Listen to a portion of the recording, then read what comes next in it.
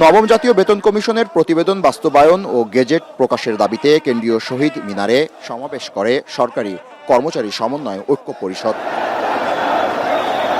সেখান থেকে মিছিল করে এসে পুলিশের ব্যারিকেড ভেঙে বিক্ষোভকারীরা চলে আসেন প্রধান উপদেষ্টার প্রধান ফটকের সামনে। সেখানে জড়ো হয়ে স্লোগান দেন তারা। দুপুরে মিছিলকারীদের ছত্রভঙ্গ করতে টিয়ারশেল ও সাউন্ড গ্রেনেড নিক্ষেপ করে পুলিশ। ধোঁয়ায় আচ্ছন্ন হয়ে যায় গোটা এলাকা। এ সময় আহত হন 40 জন আন্দোলনকারী।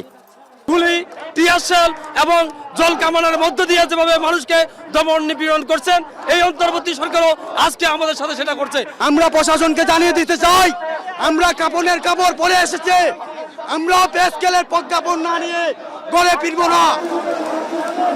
বিক্ষোভকারীরা জানান, দাবি মানা না হলে আন্দোলন চলবে।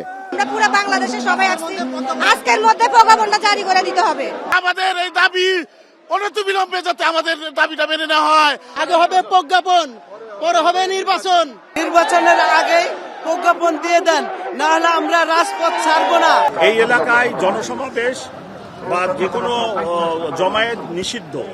সো তারা ব্যারিকেড ভেঙে আসছে, আমরা এই এলাকায় তাদেরকে অবস্থান করতে দিব না, তাই ডিসপার্স করতেছি। এক পর্যায়ে শাহবাগ প্রধান সড়কে অবস্থান নেয় আন্দোলনকারীরা।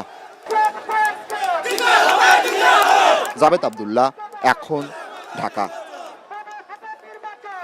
সানবিট সব দিবে সামাল। সানবিট ম্যাজিক প্রেস ডিশওয়াশিং এর মাথা ঘোরানো সলিউশন।